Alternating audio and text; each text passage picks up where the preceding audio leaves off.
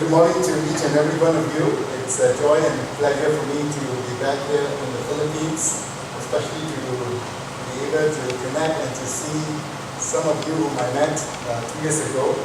I must say that I did miss my wife and my son very much, because the last time when I was here, I was with them. So each time when I experience certain things, I would send a WhatsApp message to them and say, hey, remember we did this together, we had this together. And one of the things that we really enjoyed was the latch-on during the camp.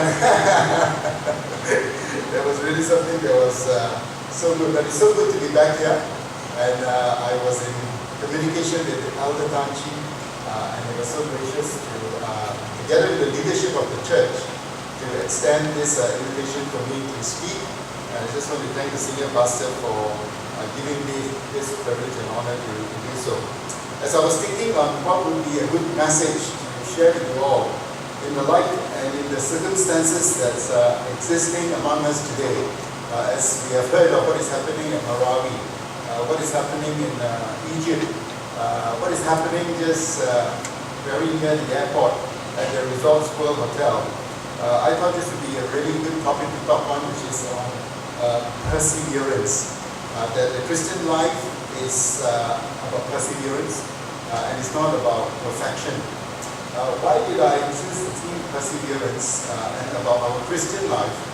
Is that I actually was reading a book by David Platt called Counterculture, on how our Christian worldview is continuously being changed by what is happening in the world today. That sometimes we have to compromise, sometimes we seem to have to shift our goalposts and our value system, because we are bombarded so much by what seems to be the right thing to do. And then when I was reading the book, it helps us to look at the time when God created Adam and Eve. So when you look at how the worldview that we are embracing today is changing, it's nothing different from what happens during the time of creation. When God, the Creator, finally got the response from the created. When the created being, you and I, begin to question God rather than to obey the commands of God, I think that's when problem starts, isn't it? When God was commanding Adam and Eve to eat from everything in the garden except from the tree of the knowledge of good and evil, when Adam and Eve was listening and obeying God's command, everything was working fine. It was when the created began to question God and say, do I really have to just eat of everything and not of this tree? Do I really have to do that? Can I not do this instead? Can I not extend the boundary that God has given me? Isn't it my right to do so? And I guess when the created being, that you and I begin to question God, and that's when problem starts. So I believe that in our Christian life and in our Christian journey, it is very important for us to remind ourselves that we need to persevere. We need to persevere in our faith. And seriously, it is not easy in this day and age, because there are so many conflicting stories that seems to come along our way to challenge us in our belief system and in our thoughts. And hence, I thought it would be good if we can look at the Christian life is therefore about perseverance and not perfection. God has not asked us to live a perfect life. And I don't think we would ever be able to reach the stage whereby we are completely perfect. That belongs to God. Often people ask me when I have to rate some evaluation on a scale to 1 to 10. And even if it's really the best thing that I've ever experienced, I had to put a 9, because I thought 10 is always for God. So when my children, maybe that helps me too, because I don't expect my children to score 100% in the exam. Because I say that 100% is only for God. So if they are getting 80 to 90, I'm very happy already. I say you are close to becoming God. But I think you get my drift, right? The fact is that we are asked and we are called to be actually striving for perseverance. Let me just show you this clip before I go on. At the 1968 Mexico City Marathon, 3 men earned the right to stand on the victory platform, the winners of the gold, silver, and bronze Olympic medals. But for some, the reward is a personal one. The knowledge that they finished what they set out to do. A little over an hour after the winner of the marathon crossed the finish line, John Stephen Akhwari of Tanzania approaches the stadium, the last man to complete the journey. A voice calls from within to go on, and so he goes on.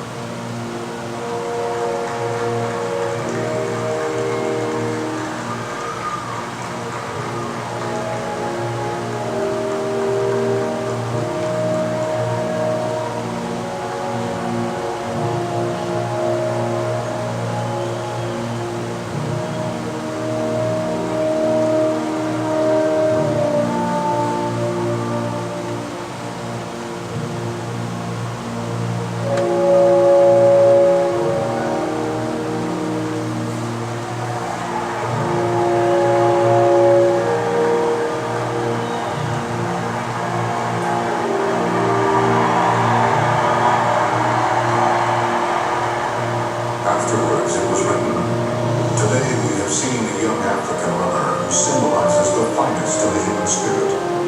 A performance that gives true dignity to sport. A performance that lifts sport out of the category of grown men playing at games. A performance that gives meaning to the word courage." Perhaps the words of John Stephen Akhwari epitomize all that is right in the human spirit. When asked why he did not quit, he said simply, "My country did not send me 5,000 miles to start the race. They sent me 5,000 miles to finish the race."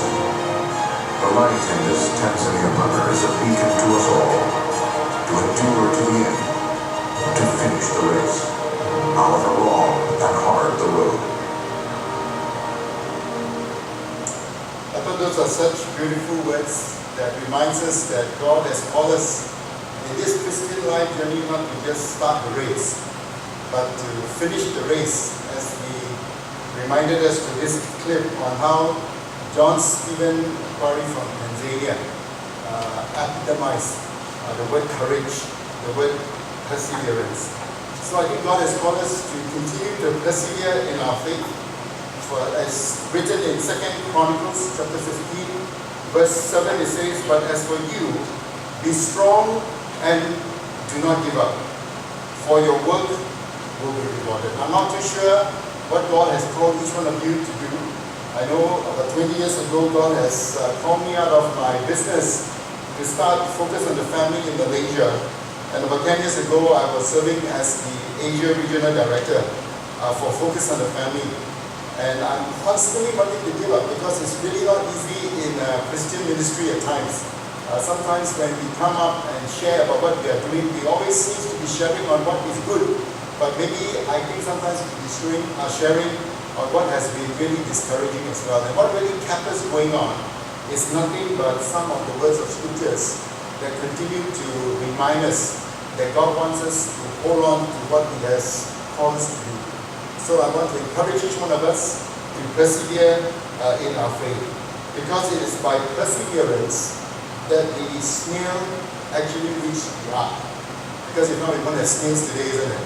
So the snail actually was by perseverance, slow as it may be, made its way to the ark. And in fact, it was the British Baptist minister, Charles Spurgeon, is called the Prince of Preacher. It says, "Do not be fearful of others as you are of yourself. We are more of an enemy to ourselves than others."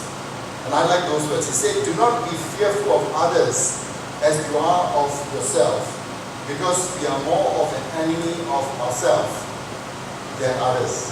Many a times we are very critical of ourselves. Many a times we have allowed the past that we have failed and disable us to move forward in our faith. And I think the devil is very good at that.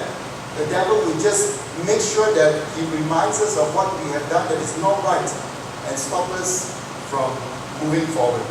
Martin Luther King Jr., he has this words to say, if you can't fly, then run. If you can't run, then walk. If you can't walk, then crawl. But whatever you do, you have to keep moving forward. You just got to keep moving forward. And the Bible says it so clearly that do not allow the things of the past to entangle us so that we can't move forward. John Shipp, he happened to be a very dynamic youth speaker and he's a teen expert. And he actually founded the Youth Speaker University in Oklahoma. He has this to say. He said, perseverance is stubbornness with a purpose. Perseverance is stubbornness with a purpose. I don't think this man needs much introduction.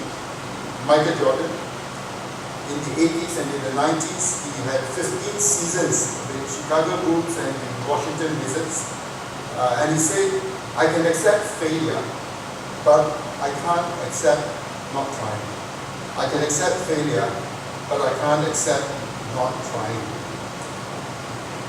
One of the most well-known person, Steve Jobs, he said, I'm convinced that about half of what separates the successful entrepreneurs from the non-successful ones is pure perseverance.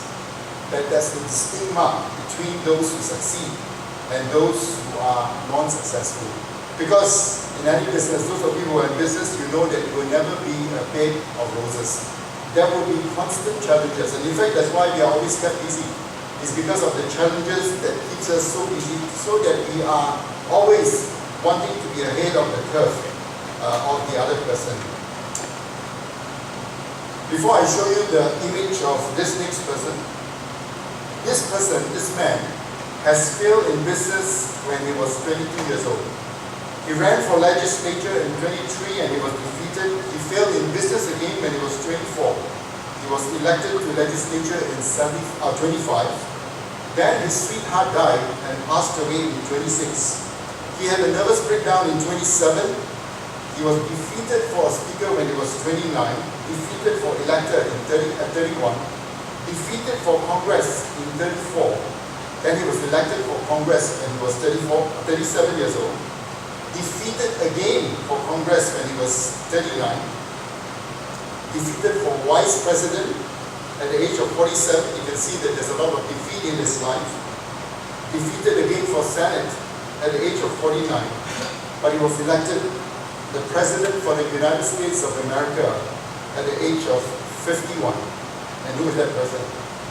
Abraham Lincoln. He was the 16th President of the United States of America. In fact, I was at Baguio City recently, and I saw the statue of Abraham Lincoln there, having a friendship discussion with one of your Filipinos dignitary, a man who is probably known in your country as well, but a man who has gone through a lot of defeat, but he persevered on until he became 16th President at the age of 51 years old. So the Christian life is really about perseverance and not perfection.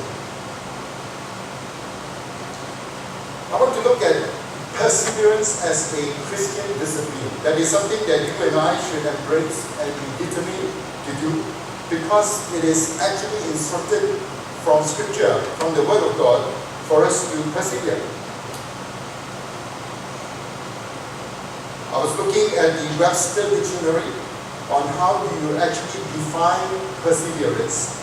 It says, it is to persist in a state, enterprise, or undertaking in spite of counter-influences, opposition, or discouragement. Some of you will know my son Joel. I remember when he was 13 years old, he was very interested in athletics.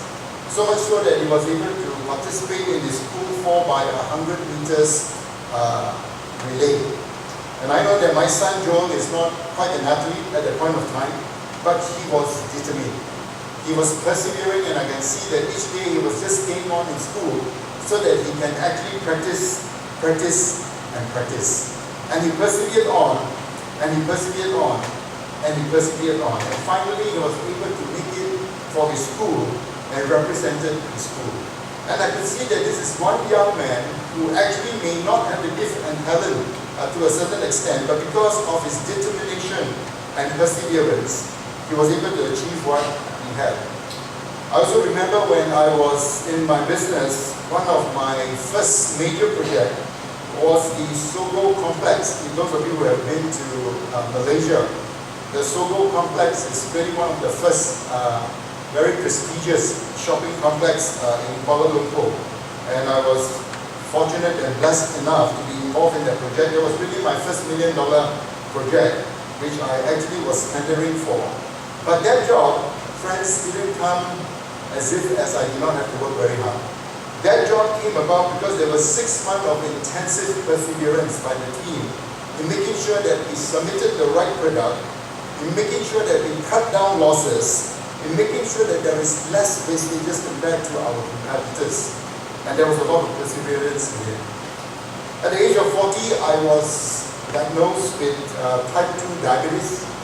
And that's because my mom is a diabetic, and I was told that if your mother is a diabetic, there's a very high chance that you, as a male, will become a diabetic as well.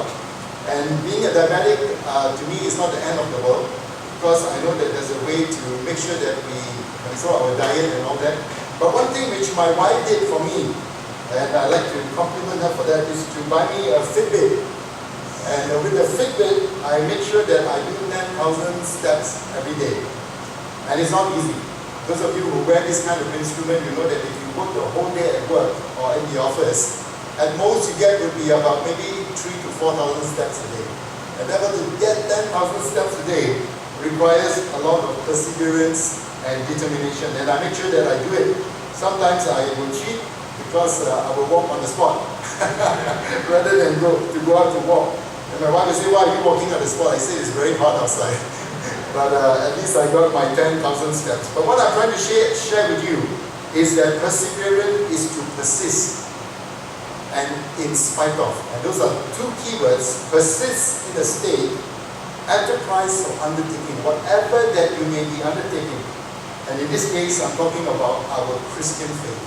If you have decided to embrace the Christian faith, then in spite of whatever that comes along our way, the challenging worldviews to what we believe in, the counter influences, the opposition and the discouragement, we would still persist in our Christian faith. Just show you this.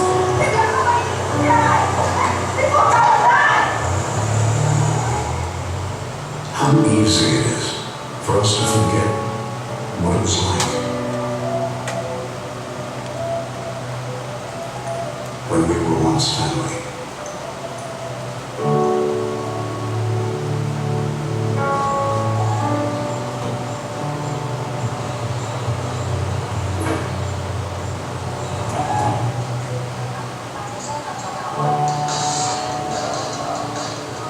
The times we share.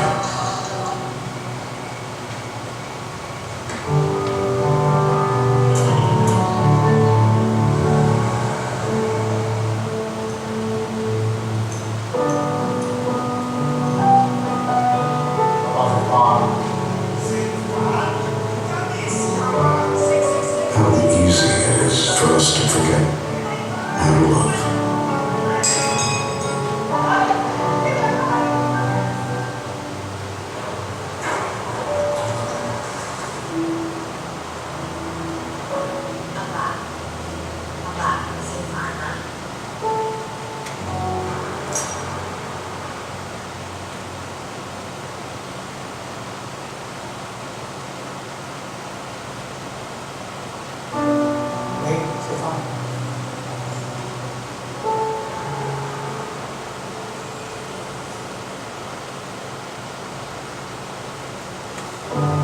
How easy it is for us to forget how to smile.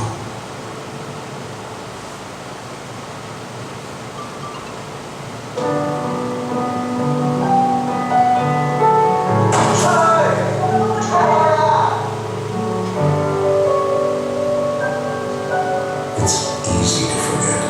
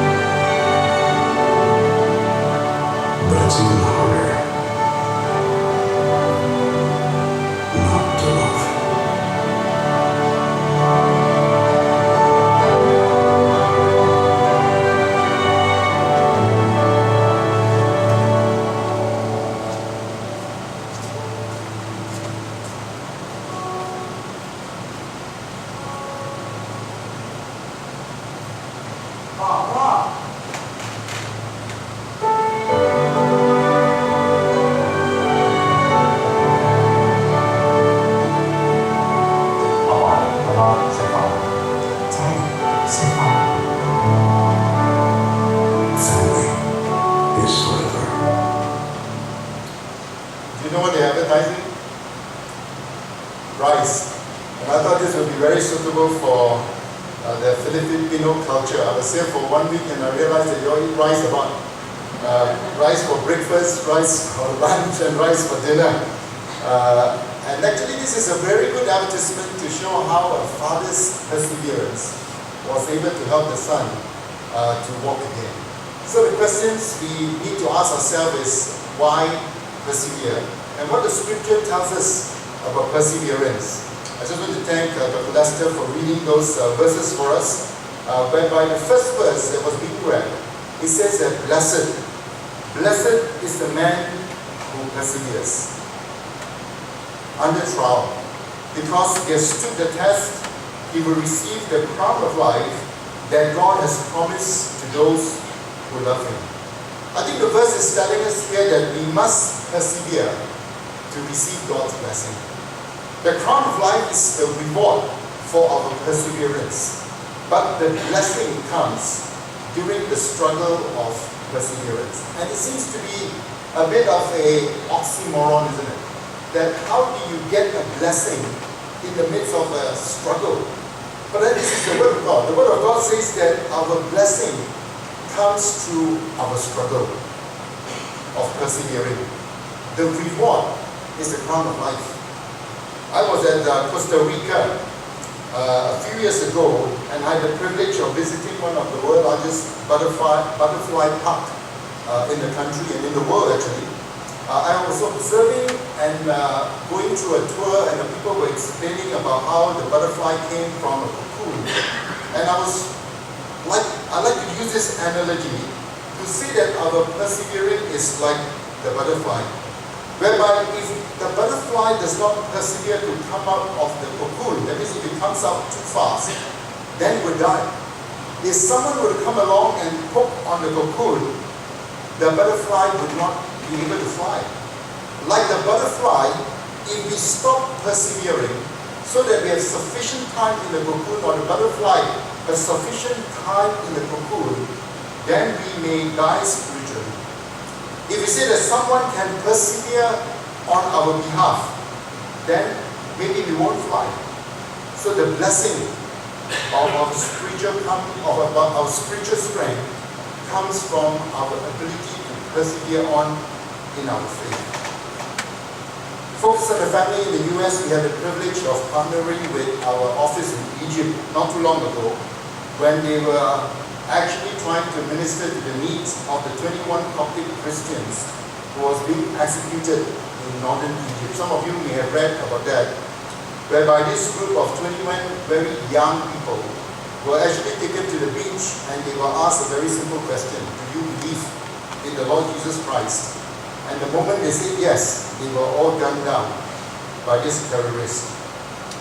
I think there were millions of other people who are probably undergoing the same kind of challenges as well. Maybe the question we should ask ourselves is that, would we persevere on in our faith? If ISIS were to step into the church right now and ask us whether if we are believers, and the moment we raise our hand, we are being gunned down. Because the people in northern Egypt persevered on and did not deny their faith. And I could not think of a better verse than the verse in Revelation chapter 12 verse 11 that says, they overcame him by the blood of the Lamb and by the word of their testimony. They did not love their lives as much as to shrink from death. And when I began to look and examine that so many of us are just trying to make sure that we won't die, isn't it? I'm not saying that we look forward to dying, but my question is that, are we looking forward to a greater destination that you and I as Christians will inherit much better than this world? The song says, this world is not my home, I am just a passing through. And therefore, if our faith is being challenged, how do we stand up for our faith?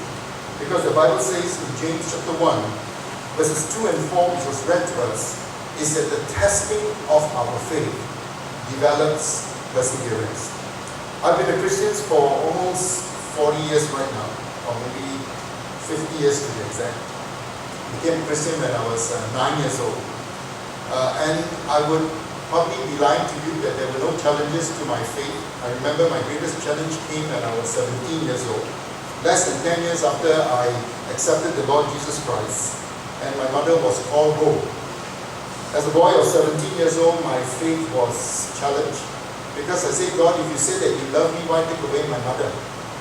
It doesn't seem to be the right thing that you have done in my life as a believer. That's a great testing of my faith. It took me 3 months to understand the will and the purpose of God.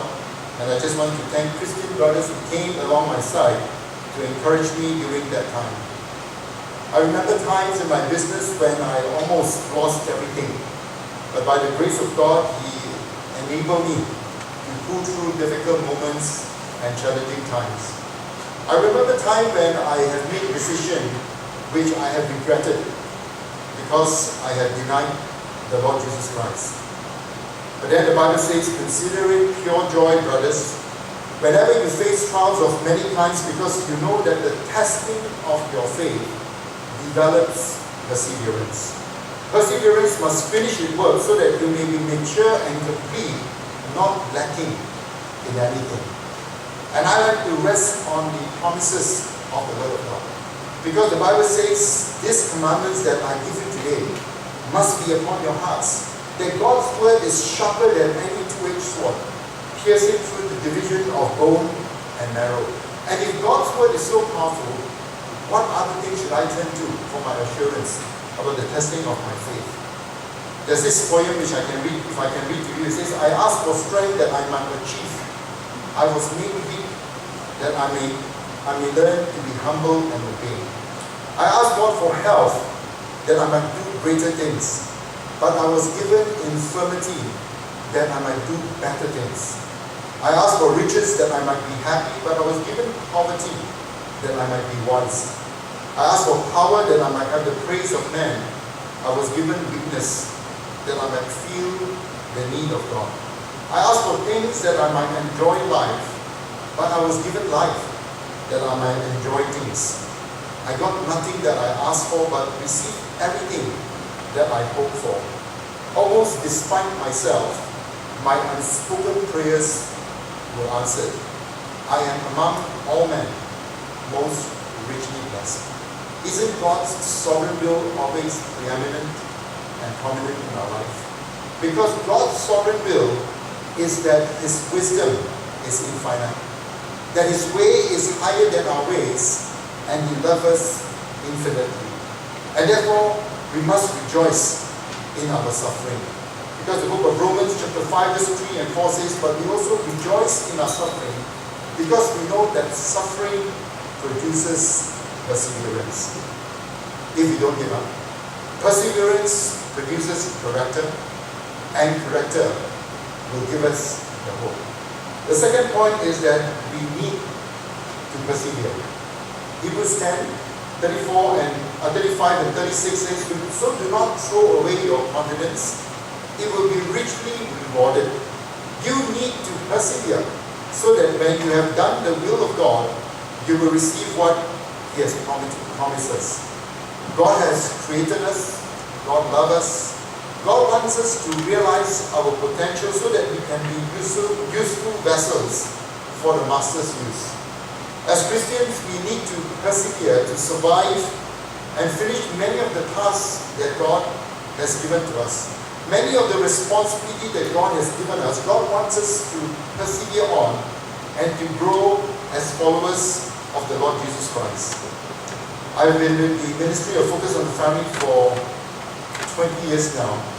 And when I look back, there was one time that I really wanted to give up.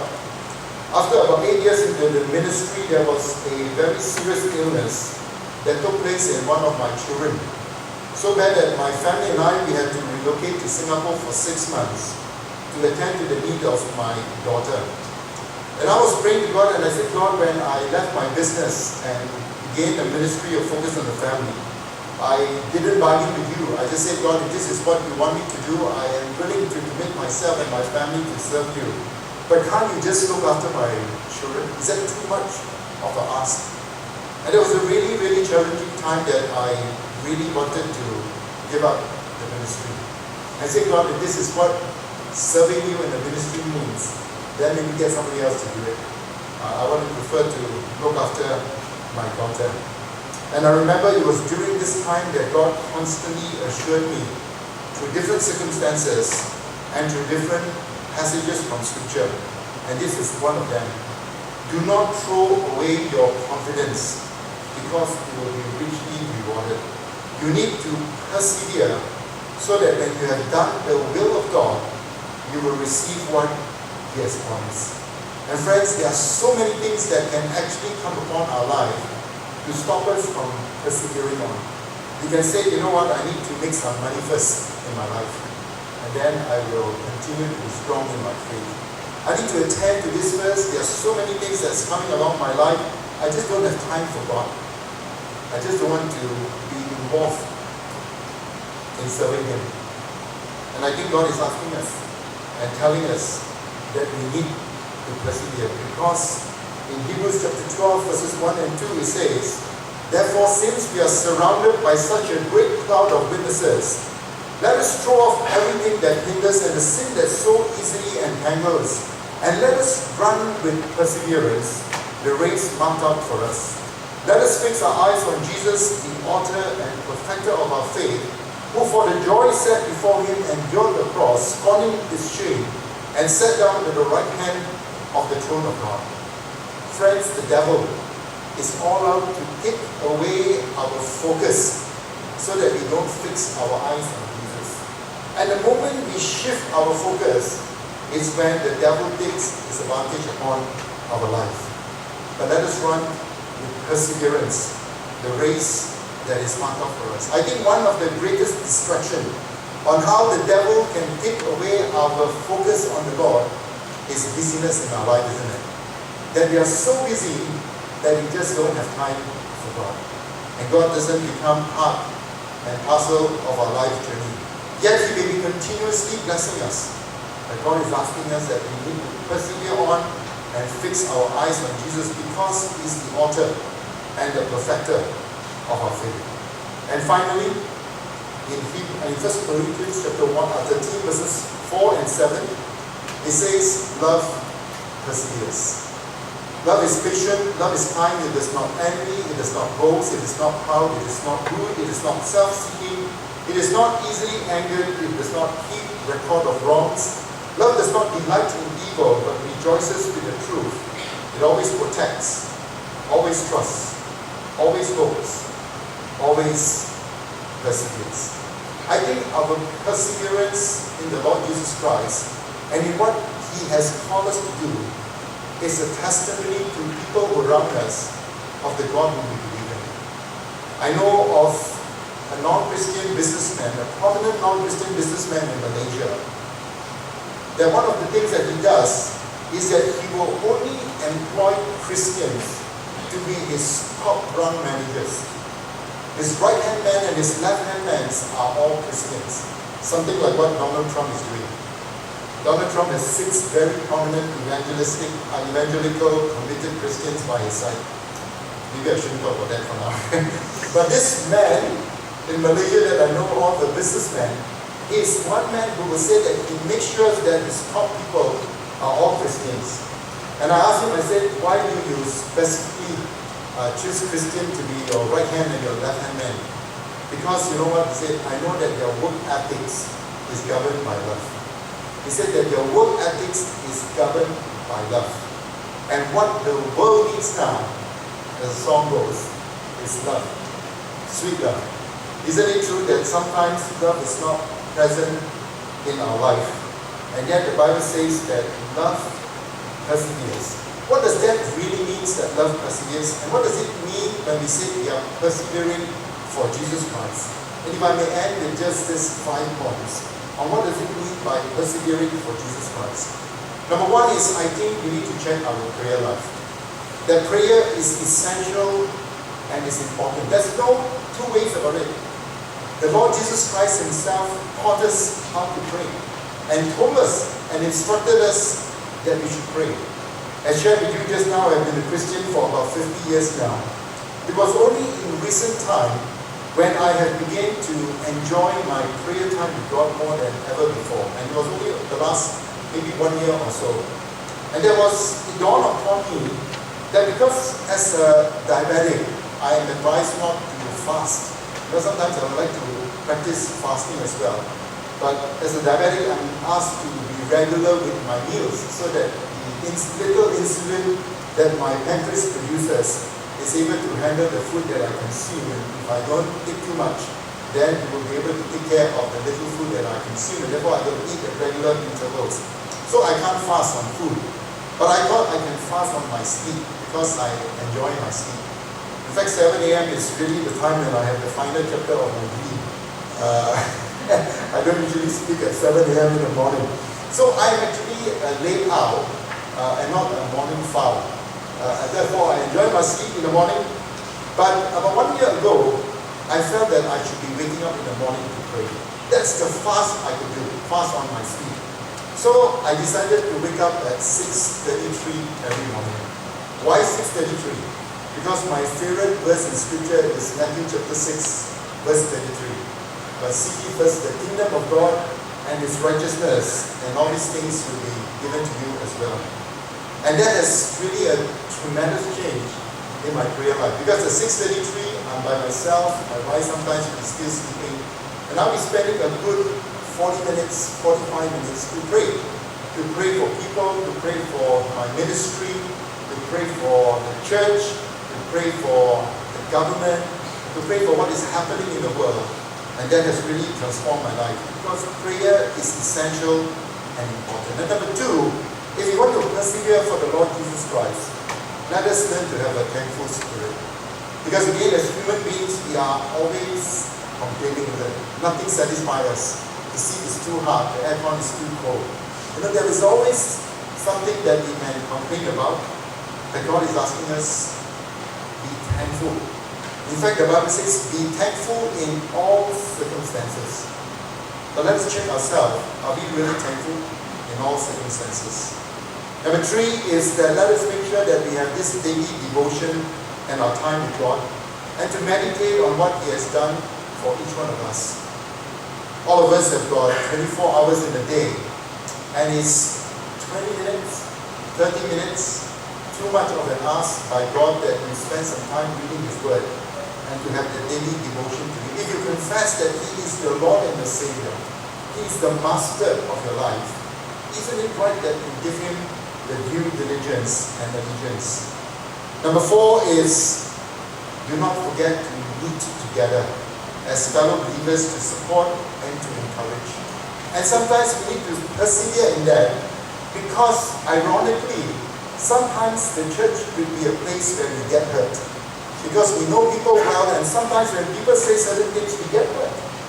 And because of that, we say we don't want to go and have fellowship anymore. But the Bible says, it says that go to a church where people don't hurt you and have fellowship there. The Bible didn't say that. The Bible just really says, do not forget to meet together as the manner of some is, but we always coming together for fellowship.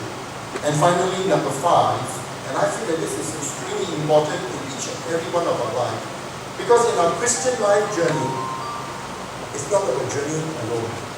It's about accountability. The Bible talks about as iron sharpens iron, one man ought to sharpen the other.